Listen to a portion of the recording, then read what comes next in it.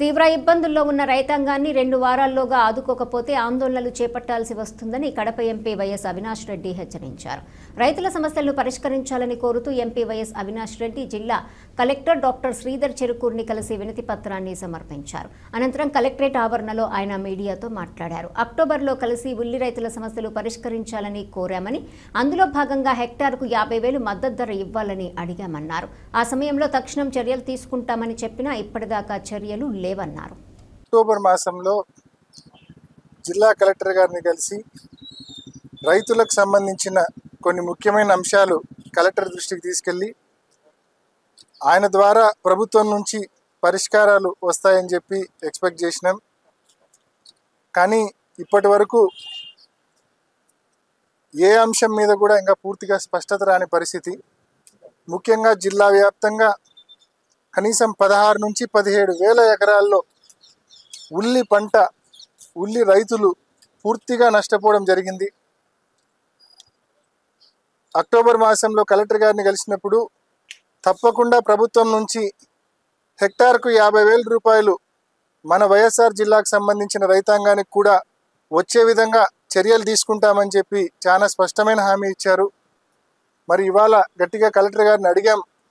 మరి నెల రోజుల పైన అవుతా ఉంది. ఇప్పటికీ రైతులకు మంజూరైందన్న జీవో గవర్నమెంట్ ఆర్డర్ కూడా ఇప్పటికీ రాని పరిస్థితి ఉంది అని చెప్పి కలెక్టర్ గారి దృష్టికి తీసుకెళ్ళడం జరిగింది. మరి అది ముఖ్యమంత్రి గారి వద్ద ఉంది, తొందరలోనే చేస్తామని చెప్పి కలెక్టర్ గారు ఇప్పటికి కూడా హామీ ఇస్తూ ఉన్నారు. ఇంకొక వారం నుంచి 2 వారాలు చూస్తాం. ఈ 2 వారాల్లో కూడా మరి వైఎస్ఆర్ జిల్లాలోని ఉల్లి రైతులకు ప్రభుత్వం హెక్టార్కు 50,000 రూపాయల పరిహారం కన్నా ప్రకటించకుంటే, చెల్లించకపోతే తప్పకుండా రైతుల ఆధ్వర్యంలో రైతులందరినీ కలెక్టరేట్ ముందు ధర్నా చేసే కార్యక్రమం కూడా తప్పకుండా చేస్తాం. నిరసన తెలిపే కార్యక్రమం కూడా తప్పకుండా చేస్తాం. అదేవిధంగా రెండోది, ఒక 5-6 వారాల నుంచి మీరు చూస్తూ ఉన్నారు అన్ని ప్రముఖ పత్రికల్లో, ఈనాడు కావచ్చు, సాక్షి కావచ్చు, జ్యోతి కావచ్చు, అన్ని పత్రికలు, ఆంధ్రజ్యోతి, అన్ని పత్రికల్లో వైఎస్ఆర్ జిల్లాకు 2022 ఖరీఫ్ నుంచి 2024 ఖరీఫ్ వరకు, 2022 రబీ నుంచి 2024 ఖరీఫ్ వరకు పెండింగ్లో ఉన్న ఫసల్ బీమా ఇన్సూరెన్స్, వాతావరణ ఆధారిత ఇన్సూరెన్స్ కలిపి 173 కోట్ల రూపాయలు మంజూరు చేసినామని చెప్పి అన్ని పేపర్లో వచ్చింది. ఈనాడులో 2-3 సార్లు అయితే వచ్చింది 173 కోట్ల రూపాయలు మంజూరు చేశామని. లాస్ట్ మంత్ కలెక్టర్ గారిని కలిసినప్పుడు మేము స్పష్టంగా అడిగినాం, ఆ 173 కోట్లు ఏ గ్రామానికి, ఏ రైతుకు వచ్చింది, ఏ నియోజకవర్గానికి, ఏ మండలానికి ఎంత వచ్చిందో కొంచెం కనీసం నీట్గా డివిజన్ చేసి ఇమ్మని అడిగినాం. బట్ ఇప్పటి వరకు ఆ డేటా లేదు. ఈరోజు కూడా అడిగినాం. ఒక్క రైతు ఖాతాలో ఇప్పటిదాకా డబ్బులు వల్ల పేపర్లలో ఏమో 2 మాసాల నుంచి వచ్చింది, అదిగో ఖాతాల్లో జమ అవుతున్నాయని చెప్పి చెప్తా ఉన్నారు. ఇప్పటికీ ఒక్క రైతు ఖాతాల్లో కూడా ఈ డబ్బు జమ కాల. పేరుకేమో 173 కోట్లు వైఎస్ఆర్ జిల్లాకి ఇచ్చామని మళ్ళీ గొప్పలు చెప్తా ఉన్నారు బీమా డబ్బు. కాబట్టి దాని మీద కూడా తప్పకుండా ఆ ఫసల్ బీమా అండ్ వెదర్ బేస్డ్ ఇన్సూరెన్స్ ఏదైతే 24 ఖరీఫ్ వరకు పెండింగ్ ఉందో అది తప్పకుండా ఆ 173 కోట్లు చెల్లించే విషయంలో చర్యలు తీసుకోవాల్సిందిగా గవర్నమెంట్ని మనవి చేస్తూ ఉన్నాం. మూడవది ముఖ్యమైనది, గడిచిన కొన్ని రోజులుగా కురుస్తున్న వర్షాలకు జిల్లాలో ఉద్ది కావచ్చు, మినుము కావచ్చు, శనగ కావచ్చు, ఈ గవర్నమెంట్ లేటుగా సీడ్ డిస్ట్రిబ్యూట్ చేసినా కూడా రైతులు స్వచ్ఛందంగా కొనుక్కొని చాలా చోట్ల విత్తనం వేయడం జరిగింది. ఈ 2-3 వారాల్లో కూడా మళ్ళా ముఖ్యంగా ఈ రోజు నిన్న కురిసిన వర్షాల వలన పంట మొత్తం ఎక్కడికక్కడ పూర్తిగా మునిగిపోయిన పరిస్థితి మనం చూస్తూ ఉన్నాం. పంట పూర్తిగా మునిగిపోయింది. సో గతంలో జగన్మోహన్ రెడ్డి గారు ముఖ్యమంత్రిగా ఉన్నప్పుడు ఇదే పరిస్థితి వస్తే, కరెక్ట్గా మరి రబీ టైంలో ఇదే పరిస్థితి వస్తే శనగ పంట పూర్తిగా నీటిపాలైతే, వేసిన 2-3 వారాల్లోనే పంట మొత్తం నీటిపాలైతే, ఆ రోజుల్లో అప్పుడున్న జగన్మోహన్ రెడ్డి గారి government, YSR Congress party government ఏం చేసిందంటే రైతులందరినీ, ఈ మాదిరి నష్టపోయిన రైతులందరికీ మళ్ళా 90% సబ్సిడీతో విత్తనాలు పంచడం జరిగింది. సో ఈరోజు ఈ గవర్నమెంట్ కూడా మేము అడుగుతూ ఉన్నాం, పూర్తిగా పంటలు నీటిపాలైనాయి. 2-3 విత్తనం వేసిన 2-3 వారాలకి అన్ని పంటలు నీటిపాలైనాయి. కాబట్టి తప్పకుండా ముందుకు వచ్చి 90% సబ్సిడీతో రైతులకు మళ్ళీ విత్తనాలు అందించి రెండోసారి కనీసం రైతు పంట వేసుకునే అవకాశం, వెసులుబాటు కల్పించాలని చెప్పి ఈ ప్రభుత్వాన్ని ముఖ్యంగా కోరుతా ఉన్నాం.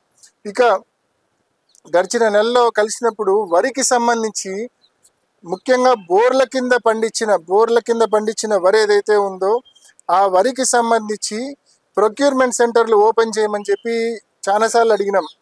మరి వ్యవసాయ శాఖ మంత్రి కూడా అనేదో ఒక ఇది పెట్టుకొని మీటింగ్ పెట్టుకొని 27వ తారీఖు అంటే అక్టోబర్ 27వ తారీఖు నుంచి ప్రొక్యూర్మెంట్ వడ్లు కొనుగోలు చేస్తాం, రైతుల దగ్గర నుంచి వరి కొనుగోలు చేస్తామని చెప్పి స్పష్టంగా చెప్పినారు. బట్ ఇవాల్టి వరకు మరి ఒక్క కేజీ కూడా రైతుల వద్ద కొనుగోలు చేసిన పరిస్థితి లేదు. ఇందాక కలెక్టర్ గారిని అదే అడుగుతున్నాం. మేము కలిసి నెల రోజులు అవుతా ఉంది. మంత్రి గారేమో 27వ తేదీ నుంచి కొంటామన్నారు. ఈరోజు 4వ తేదీకి వచ్చినాము. ఏ రైతు దగ్గర కూడా ఒక్క కేజీ కూడా బియ్యం ఇప్పటిదాకా వడ్లు కొనిన పరిస్థితి లేదు. మరి తప్పకుండా కలెక్టర్ గారు ఈరోజు చెప్తా ఉన్నారు 16 నుంచి 19 సెంటర్లు ఓపెన్ చేస్తాం. ఈరోజు ఇప్పటికే దాదాపు 70% రైతులు డిస్ట్రెస్ సేల్ చేసినారు. 900 రూపాయలకు 1000 రూపాయలకు ఇష్టం వచ్చినట్టు డిస్ట్రెస్ సేల్ అంటే ఇంకా అది నిల్వ చేసుకోలేని పరిస్థితి. ప్రభుత్వం కొనుగోలు చేయడం లేదు, సెంటర్లు ఓపెన్ చేసి కొనుగోలు చేయడం లేదు. డిస్ట్రెస్ సేల్ ఇప్పటికే రైతులు చాలా మటుకు 70% రైతులు అమ్మేసినారు. మిగిలిన ఈ కొంతమంది రైతులకైనా మీరు చెప్పిన 19 సెంటర్లు తక్షణమే ఓపెన్ చేసి వడ్లు కొనుగోలు చేసి రైతులకు న్యాయం చేయమని చెప్పి గవర్నమెంట్ డిమాండ్ చేస్తూ ఉన్నాం. మరి తప్పకుండా ఈ రోజు నుంచే ప్రారంభిస్తామని చెప్పి కూడా కలెక్టర్ గారు హామీ ఇచ్చారు. ఆ హామీ మీద నిలబడాలని చెప్పి కోరుతా ఉన్నాం. మరి ఈ మాదిరి ఏ పంటకు కూడా మీరు ఏ పంట అయినా చూడండి, అరటి చూడండి, చీనీ చూడండి, ఏ పంటకు కూడా పూర్తిగా ధరలు కొలాప్స్ అయిన పరిస్థితి. ప్రభుత్వం ఏమాత్రం పట్టించుకోని పరిస్థితి. గతంలో ఎలా ఉండేదంటే జగన్మోహన్ రెడ్డి గారు అది ఖరీఫ్ కావచ్చు లేకుంటే రబీ కావచ్చు, హార్వెస్ట్కు అంటే దిగుబడి వచ్చే ముందు ఒక 3 వారాల ముందు ఈ అగ్రికల్చర్ అడ్వైజరీ కమిటీ ఉండేది. అప్పట్లో ఆ మీటింగ్ పెట్టేవాళ్ళు. ఆ మీటింగ్ పెట్టి ఆ మీటింగ్లో రాష్ట్ర వ్యాప్తంగా ఏ ప్రాంతాల్లో ఏ పంటలు మరి 3 వారాల లోపల దిగుబడి రాబోతా ఉంది, ఆ పంటలకు సంబంధించి గవర్నమెంట్కి సంబంధించిన గిట్టుబాటు ధర అనౌన్స్ చేసేవాళ్ళు. అనౌన్స్ చేసి పేపర్ యాడ్లు కూడా ఇచ్చారు చాలా సందర్భాల్లో పంటలకు సంబంధించిన గిట్టుబాటు ధరలు. ఆ మాదిరి ఒక కేర్ ఉండేది. అంటే దిగుబడికి ఒక 3 వారాల ముందే ప్రతి పంటకు సంబంధించిన ఒక గిట్టుబాటు ధర ప్రకటించేవాళ్ళు. అది పసుపైనా కావచ్చు, పత్తి అయినా కావచ్చు, అదేవిధంగా శనగలైనా కావచ్చు, వేరుశెనగైనా కావచ్చు, ఏ పంటకైనా. సో ఈ మాదిరి ఒక సిస్టమ్ ఉండేది. ఈరోజు ఆ మాదిరి మీటింగ్లు పెట్టేవాళ్ళు ఎవరు లేరు. ఆ మాదిరి ముందే గవర్నమెంట్ మేము ఈ ధరకు పంటలు కొనుగోలు చేస్తామని చెప్పే పరిస్థితి లేదు. ఆ రోజు చెప్పేవాళ్ళు దానికి తగ్గట్టు ప్రైవేట్గా ఎవరైతే కొంటా ఉంటారో, ఎవరైతే దళారులు ఉంటారో వాళ్ళు కూడా ప్రభుత్వమే ముందుకు వచ్చి ఆ రేటు కొనుగోలు చేస్తుంది కాబట్టి వాళ్ళు కూడా కాంపిటేటివ్ రేటు కొనాల్సిన పరిస్థితి వచ్చేది. ఈరోజు అసలు అటువంటి మెకానిజమే లేదు. పూర్తిగా వ్యవస్థలను ఆర్బీకేలను గాలికి వదిలేసినారు. సరిగ్గా యూరియా డిఏపి పంచే పరిస్థితి లేదు. సో పూర్తిగా రైతులకు సంబంధించి ఏమాత్రం శ్రద్ధ చూపడం లేదు ఈ ప్రభుత్వం. కాబట్టి ఈరోజు పత్తి 5,000 రూపాయలకు అమ్ముకుంటారు రైతులు. 5,000 రూపాయలు గతంలో 12 నుంచి 14,000కి అమ్మే పరిస్థితి ఉంది. మొక్కజొన్న మనం చూస్తే గతంలో 2,700 రూపాయలు క్వింటాల్ అమ్మేవాళ్ళు. ఈరోజు 1,600 రూపాయలకు అమ్ముకుంటా ఉన్నారు. డిస్ట్రెస్ సేల్ అంటే ప్రభుత్వం గిట్టుబాటు ధరలు ప్రకటించడం లేదు, కొనడం లేదు. ఎవడు కొనేనాదులు లేడు. ఎవడు వచ్చి ప్రైవేట్ వాడు వచ్చి ఏ రేటు చెప్తే ఆ రేటుకు అమ్ముకోవాల్సిన దిక్కుతోచని పరిస్థితుల్లో రైతాంగం ఉన్నారు. కాబట్టి గవర్నమెంట్ ముఖ్యంగా రైతుల పట్ల శ్రద్ధ చూపాలా. పంట నష్టపోతే ముందుకు వచ్చి ఇన్పుట్ సబ్సిడీలు, ఇన్సూరెన్స్లు చెల్లించే పరిస్థితి పూర్తిగా ప్రాంప్ట్గా చెల్లించే పరిస్థితి రావాలా. పండించే పంటకు తప్పకుండా గిట్టుబాటు ధరలు కల్పించే దిశగా చర్యలు తీసుకోవాల్సిన పూర్తి బాధ్యత ప్రభుత్వం తీసుకోవాల్సిందిగా మరొకసారి మనవి చేస్తూ ముగిస్తున్నాను. Thank you.